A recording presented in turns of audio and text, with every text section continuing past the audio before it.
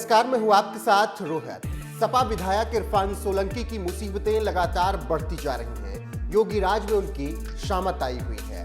Kanpur police ने इरफान सोलंकी पर दर्ज किए गए गैंगस्टर के तहत मुकदमे के बाद अब उनकी अवैध संपत्तियों को भी चिन्हित कर लिया है। बताया जा रहा है कि कानपुर पुलिस ने करीब 200 करोड़ रुपए की उनकी अवैध प्रॉपर्टी चिन्हित कर ली है और जो ये दावा किया जा रहा है, अब उन संपत्तियों पर कुर्की भी करने की प्रक्रिया शुरू होने वाली है।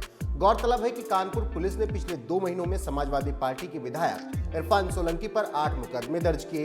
इरफान सोलंकी पर कुल 17 मुकदमे दर्ज हो चुके हैं, लेकिन गैंगस्टर एक्ट पर दर्ज मुकदमे को लेकर पुलिस अपनी कार्रवाई काफी तेजी से कर रही है, जिसके बाद इरफान सोलंकी की शामत आई हुई है। वहीं इस पूरे मामले में कानपुर पुलिस के joint police commissioner Anand Prakash Tiwari जानकारी देते हुए ये बता कर गए हैं कि गैंगस्टर एक्ट के तहत पुलिस संपत्ति जब्त करने की कार्रवाई करने वाली है। विधायक इरफान के भाई रिजवान की भी करोड़ों की बेनामी संपत्ति है।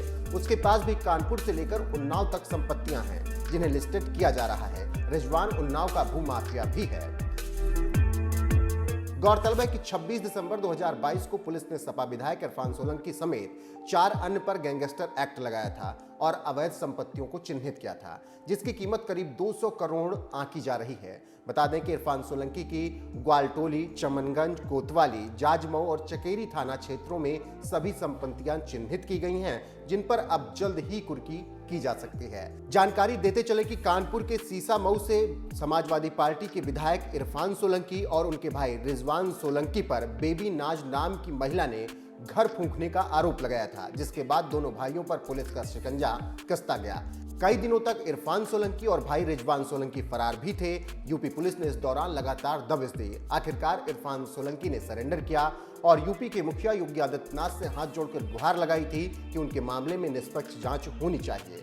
फिलहाल इरफान सोलंकी मामले में जांच लगातार जारी है और एक्शन भी लिया जा रहा है। अभी उनकी 200 करोड़ की अवैध संपत्ति को चिन्हित करके उसे जब्त करने की तैयारी कर ली गई है।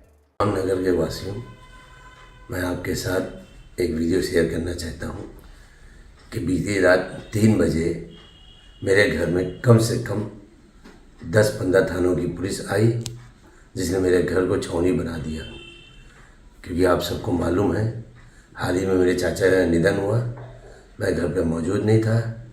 मेरे परिवार के साथ, मेरी धर्मपत्नी के साथ, मेरे बच्चों के साथ पुलिस ने बहुत बदतमीजी करी और जिसका कोई सबूत नहीं, कोई मेरा कोई कसूर नहीं। मुझे पता भी नहीं क्या हुआ क्या नहीं हुआ।